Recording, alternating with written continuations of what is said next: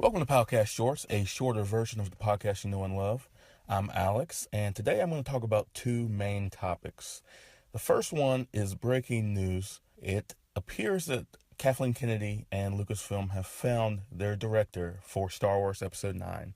That director is going to be J.J. Abrams, who also directed Episode 7, The Force Awakens. J.J. Abrams will co-write, produce, and direct Star Wars Episode 9. And this move, I don't want to call it a splash move. It was pretty safe to assume that the job was going to go to one of two directors, and that being Rian Johnson, the director of Episode 8, or J.J. Abrams was going to come back and finish the trilogy. This has kind of been his trilogy, and that will be solidified with him completing it in Episode 9. So this was a safe pick. They've already worked together before. He's already had success in the franchise. But like many fans, although I did think that The Force Awakens Episode 7 was a very good film, it's what the franchise needed at the time. It gave us a shot of adrenaline, re-energizing the hype that was Star Wars and setting us on the current trajectory that we currently are on. However, there are some things that are concerning with this move for me. For one, it is a very safe option, and I guess when you have a major franchise, safe is kind of the way to play it. After all, if it ain't broke, why fix it, as the saying goes. But also at the same time, there were some issues with Episode 7 that, while was okay and acceptable at the time because of the circumstance and situation, would cause some possible issues if they reoccurred again. And I feel like they may reoccur again, especially with J.J. Abrams co-writing Episode 9. The main issue that I had, and I'm a huge Star Wars fan, as all of you guys know, but the one issue that I had that keeps reoccurring to me every time I see the film is that Episode 7, in my opinion, had some pacing issues.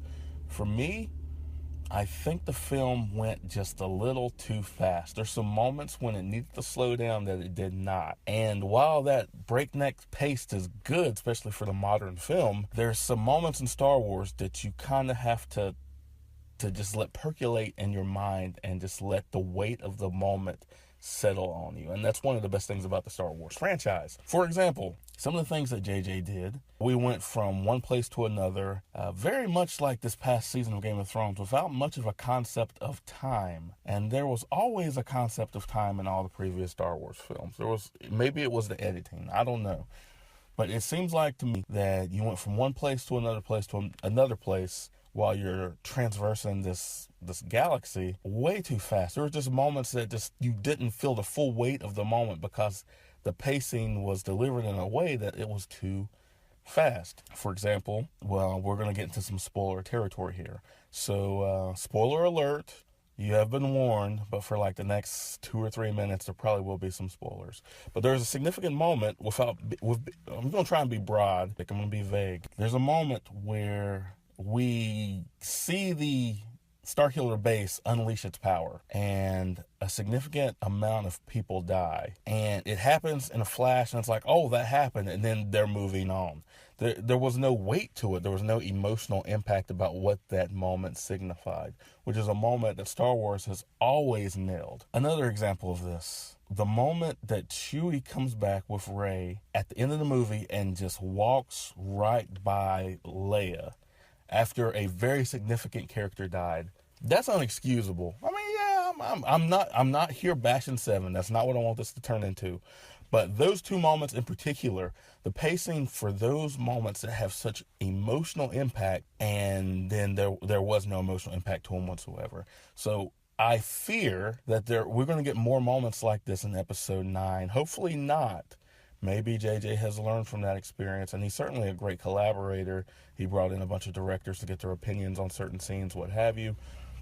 But JJ is JJ, and JJ has always been JJ, and those are patterns that have stayed with him from previous films as well. So I feel like we may not get, for something that's supposed to culminate a trilogy of Star Wars films, I hope we don't have those special moments that get delivered to us too quickly, and we have to process them in a way that doesn't give us any emotional weight to the moment that is occurring at the time. I'll leave it at that. Second bit of news that I'd like to discuss today is wow, has it smashed the box office.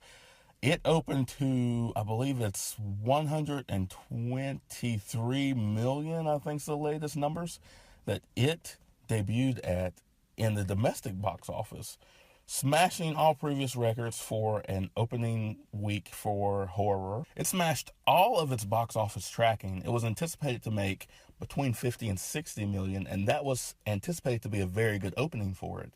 It pretty much doubled up on its tracking estimates, which is very impressive. It is amazing. It made me start to think, and there's a trend that I have noticed here recently, and it, of course, smashing records, and of course, you had the breakout from earlier this year in Get Out, which was another psycho thriller horror, and the horror genre has really taken off these last couple of years. I mean, it's always kind of been there in the background. It's always been successful, kind of churning away year after year, releasing movie after movie. It's never been huge. It's never taken its spot in the sun, kind of like comic book movies are doing right now, where they're pretty much the cream of the crop, not only in quality, but also in box office dollars. And it seems like horror is starting to trend in that fashion.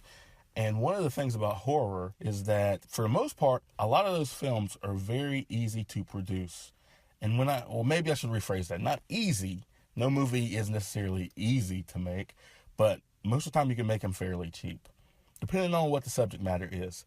A lot of those movies are made very cheap in terms of Hollywood standards, and they make enormous profits because they normally rake in a decent chunk of the box office, doubling up what their actual budgets are. With this current trend, the way it has trailed, the way that Get Out has overperformed, all of these horror films that are overperforming, I would not be surprised if horror jumps from a subgenre, kind of a niche market, to more mainstream. As we like to say here at Powcast, us, the consumer, we influence the way that the market goes, because those top executives, they are following the money. They are following that money trail. They're seeing which movies are topping the box office, which movies are jumping ahead of their estimates or even hitting their estimates and falling below their estimates, yada, yada, etc., etc. So every time we go to the theater, or every time we don't go to the theater, we are casting a vote. And right now it looks like the market, us the consumer, we are casting a vote for psycho thriller, horror, big time. I wouldn't be surprised if we start seeing a lot more of them starting to pop up, say around this time next year, going into 2019. We just see a jump of horror psycho thrillers that are going to be debuting in the box office, because top executives are going to follow the money. And if I was a top executive right now, I would probably take a second glance at any halfway decent script I've gotten that's in the genre of horror or psycho thriller, and I'd probably greenlight it. All right, that will do it for me today. That has been another edition of Powcast Shorts. If you liked what you heard, you know the deal. Like, subscribe, share, and also be on the lookout for the Powcast television fall preview. That'll do it for this edition of Powcast Shorts. Until next time, take it easy.